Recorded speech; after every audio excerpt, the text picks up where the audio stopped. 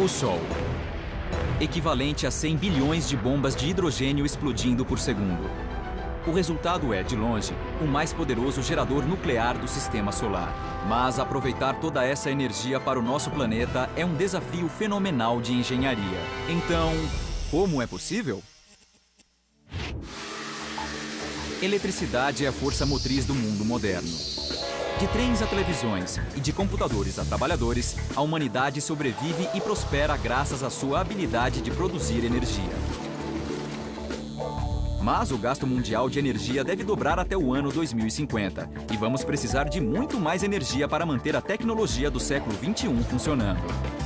Nossos supersticiosos ancestrais veneravam um enorme círculo dourado no céu, que nos fornece luz, calor e vida. É estranho que ainda não conseguimos explorar melhor a energia do Sol. Mas é mais difícil do que você imagina. Primeiro, precisamos de um paraíso ensolarado. Por isso, viemos aos campos de girassol em Andaluzia, no sul da Espanha. Destacando-se no horizonte, vemos duas torres enormes, que parecem ter vindo de outro planeta. Estas estruturas dignas de um filme de ficção científica são as plataformas solares Solucar, construídas pela empresa de energia Abengoa.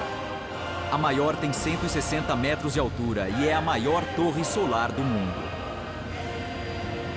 A plataforma funciona concentrando os raios de sol e usando-os para aquecer a água que circula por tubos de aço inoxidável na parte interna da torre. O resultado é um vapor de 250 graus Celsius, que depois é levado à turbina para produzir eletricidade. Curiosamente, o cintilante topo da torre parece ser o objeto mais luminoso das redondezas, como se o Sol soubesse onde direcionar seus raios.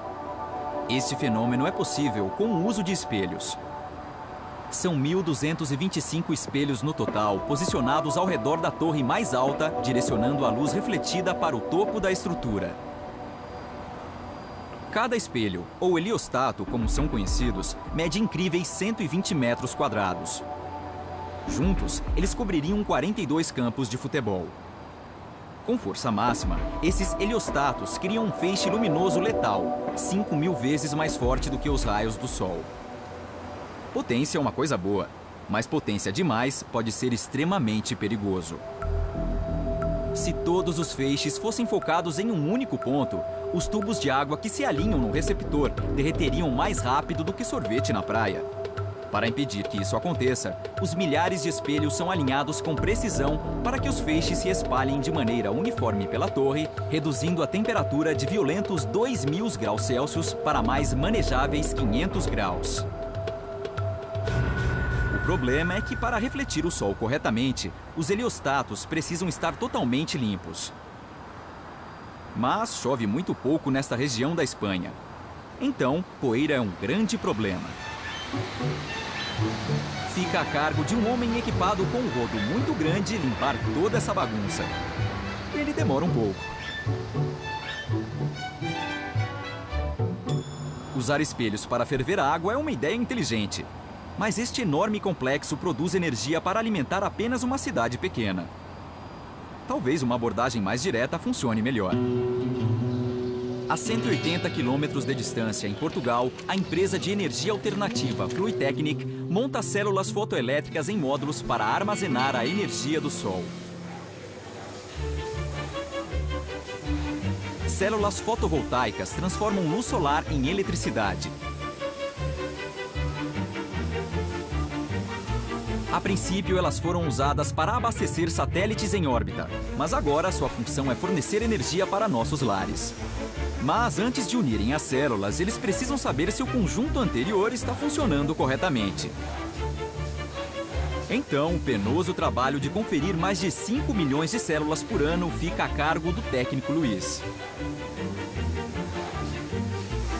Quando Luiz dispara um feixe de luz na célula, a luz agita uma camada de silício de 0,2 milímetros, fazendo-a expelir elétrons. E isso é eletricidade. Então, a célula está aprovada. O problema é que cada célula produz menos de 3,7 watts, quase o mesmo que uma pilha comum. Então, para aumentar a potência, 10 células são alinhadas, produzindo 36 watts.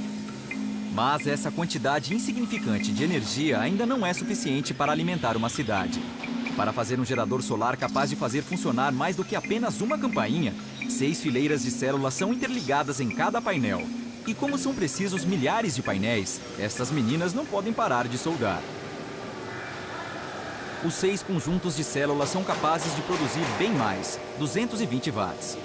Suficientes para alimentar 20 lâmpadas de baixo consumo. Talvez seja o suficiente para uma discoteca, mas jamais iluminaria o mundo inteiro. Para esses painéis serem usados na prática, é preciso encaixotar uma grande quantidade e enviá-los para um intenso bronzeamento. A estação de energia Acciona, a 25 quilômetros de Amarelledia, está situada bem no meio de uma das regiões mais ensolaradas da Europa. A estação de 2,5 km² é lar de mais de 2.500 painéis refletores, e cada refletor é feito com mais de 100 painéis. No total, são mais de 15 milhões de células, tornando-a a maior estação de energia solar do mundo. Estes monstruosos refletores absorvem a luz do Sol, fornecendo 46 megawatts de eletricidade à subestação central. Mas há um problema que castiga essa estação de energia todos os dias. O movimento de rotação da Terra afasta os painéis dos raios solares, resultando em menos energia.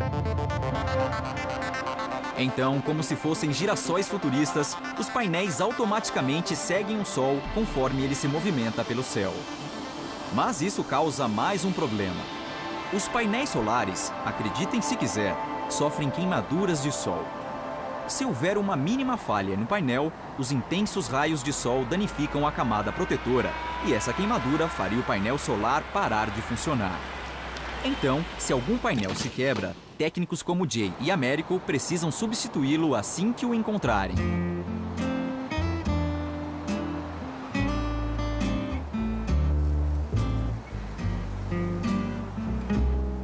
Mas, mesmo com todos funcionando, os painéis solares alimentam apenas 30 mil domicílios. Infelizmente, ainda temos muito a progredir antes que a energia solar ser capaz de fazer todas as luzes se acenderem após o sol se pôr.